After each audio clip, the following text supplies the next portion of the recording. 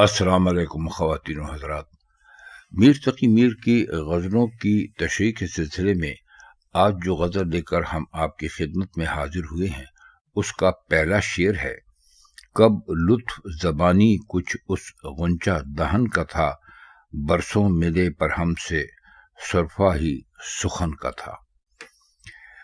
غنچہ دہن کا مطلب ہوتا ہے پھول جیسے منہ والا یا کلی جیسی منہ والا، اور سرفا جو یہاں استعمال کیا گیا ہے لفظ، وہ کنجوسی کے لیے استعمال کیا گیا ہے۔ دونوں مصروں میں متعدد پہلو ہیں۔ لطف زبانی کے کئی معنی ہیں۔ ایک تو زبان کا لطف، یعنی آپ کسی سے بات چیت کریں تو آپ کو مزہ آتا ہے، یعنی بات چیت کا لطف، یا وہ لطف جو زبان کے ذریعے مثلاً زبان کو چوس کر حاصل کیا گیا ہو۔ پھر وہ لطف جو زبانی حاصل ہو، یعنی وہ لطف جو زبانی ہو عملی نہ ہو، یا وہ لطف جو صرف زبان کو حاصل ہو۔ پھر لطف زبانی کو بے اضافت یا اضافت کے ساتھ بھی پڑھ سکتے ہیں، یعنی لطف کے معنی مزہ اور مہربانی دونوں مناسب ہے۔ کب کی جو مخصوص معنویت ہے، اس کے پیش نظر مفہوم یہ بھی ہو سکتا ہے کہ کیا اس غنچہ دہن کا لطف کبھی کسی موقع پر زبان سے بھی تھا، یعنی کیا یہ صحیح نہیں کہ وہ زبان کی بجائے بدن کا دھنی تھا۔ اس شعر میں جو لطف ہے اس کے آپ کئی معنی نکال سکتے ہیں، لطف زبانی کے کئی معنی نکلتے ہیں، اور پھر وہ یہ بھی کہہ سکتے ہیں کہ ہمیں کیا پتا کہ بھائی کس معنوں میں تھا، یعنی ہم سے تو برسوں ملتا رہا، اس کے باوجود بات چیت میں بھی کنجوسی کی۔ دوسرا مطلب یہ ہو سکتا ہے کہ اس نے ہمیں زبان کو چوسنے کا لطف بھلا کب دیا۔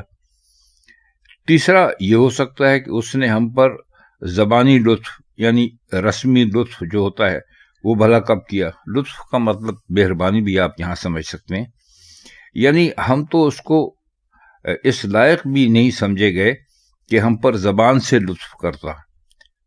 اور چوتھا مطلب یہ بھی نکل سکتا ہے کہ معشوق کے لطف دو طرح کے ہیں، ایک تو وہ جو زبان سے عطا ہوتے ہیں، اور ایک وہ جو نظر سے بخشے جاتے ہیں۔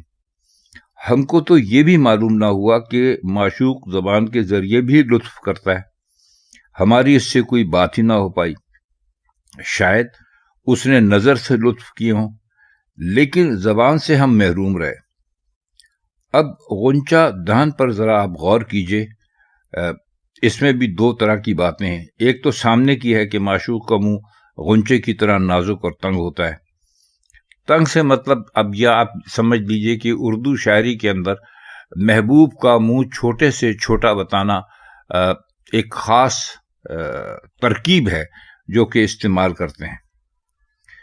اور دوسری یہ کہ غنچہ بولتا نہیں، اس کے ہونٹ بند رہتے ہیں، کیونکہ معشوق کی کم سخنی یا کم آمیزی، مطلب یہ ہے کہ وہ اس کا کم بولنا یا کم میل جول کرنا، یہ شاعری میں ایک مخصوص مضمون ہے۔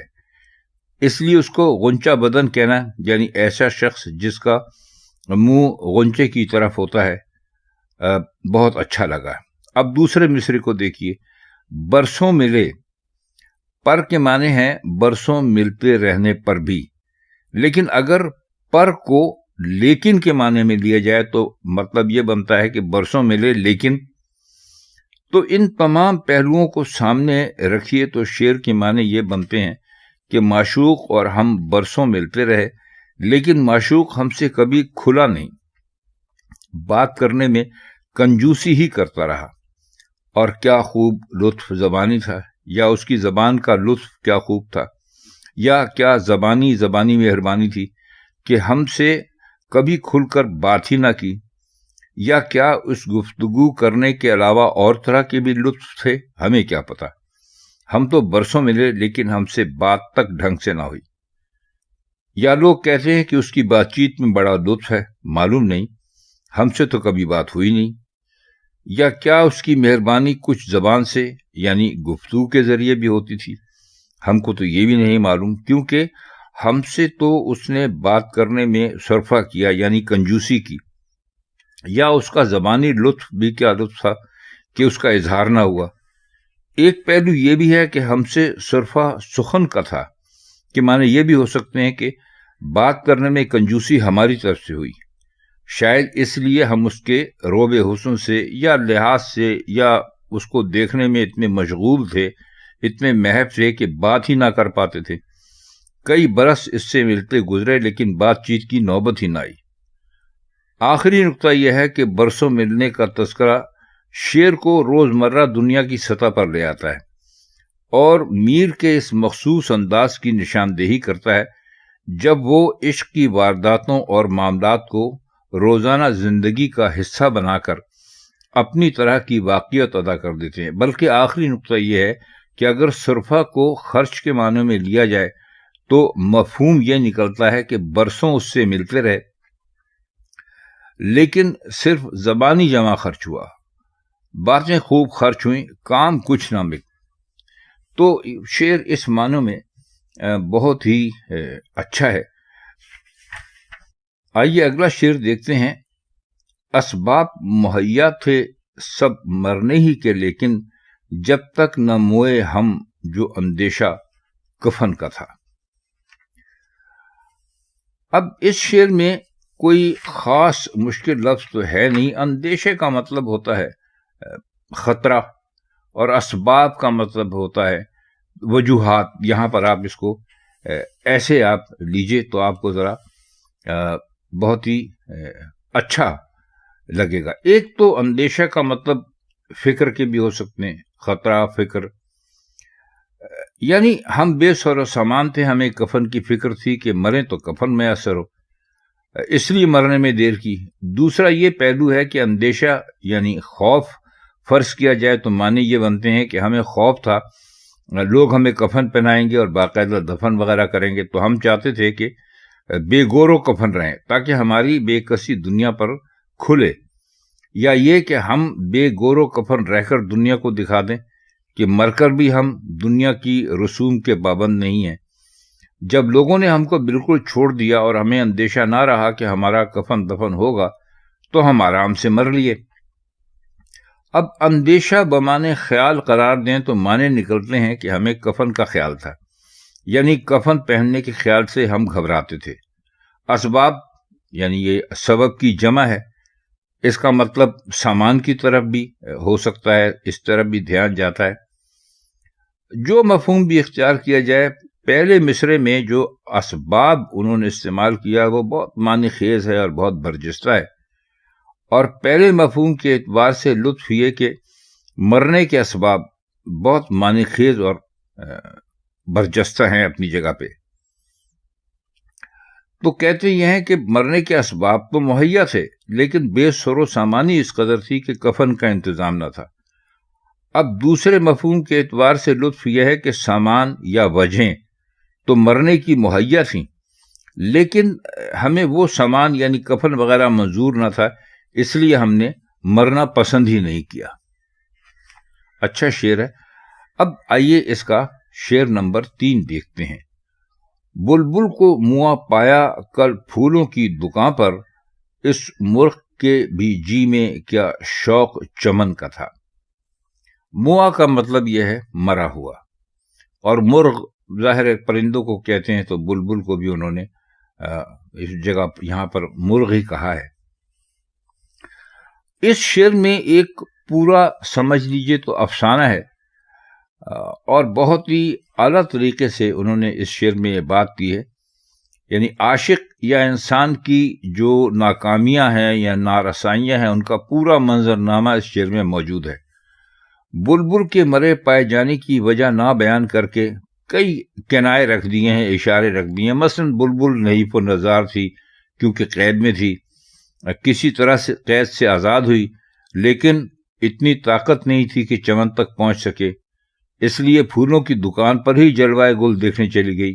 بلبل تو پھولوں کے اندر رہنا پسند کرتی ہے، تو جب وہ چمن تک نہیں پہنچی جہاں پھول ہوتے ہیں تو اس کو جہاں پھول دکھائی دیے وہ وہاں پر چلی گئی اور وہاں پہنچ کر اس نے جان دے دی، کیونکہ پنجرے سے دکان تک پہنچنے کی مصیبت بھی اس سے برداشت نہیں ہوئی، یا شاید بلبل نے گلچی کو دیکھا، یعنی گلچی جو پھول اکٹھے کرتا ہے، کہ وہ سارے پھول توڑ کر دکان میں بیچنے کی غرض سے دیے جا رہا ہے، تو وہ بے قرار ہو کر اس کے پیچھے پیچھے چلی اور دکان پر پہنچ کر اس نے دم توڑ دیا۔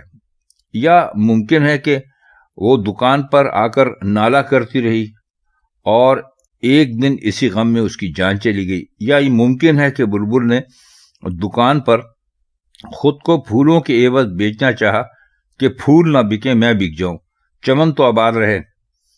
تو پھولوں کی دکان پر بلبل کی موت تخیل کی ایسی پرواز ہے جو غالب کی طرح آسمان گیر نہیں ہے، لیکن ندرت میں غالب سے کم نہیں ہے۔ اب کل کا لفظ واقعے کی ڈرامائی افسانویت اور اصلیت کو اور زیادہ مضبوط کرتا ہے، گویا یہ ابھی کل ہی کا واقعہ ہے، سامنے کی بات ہے۔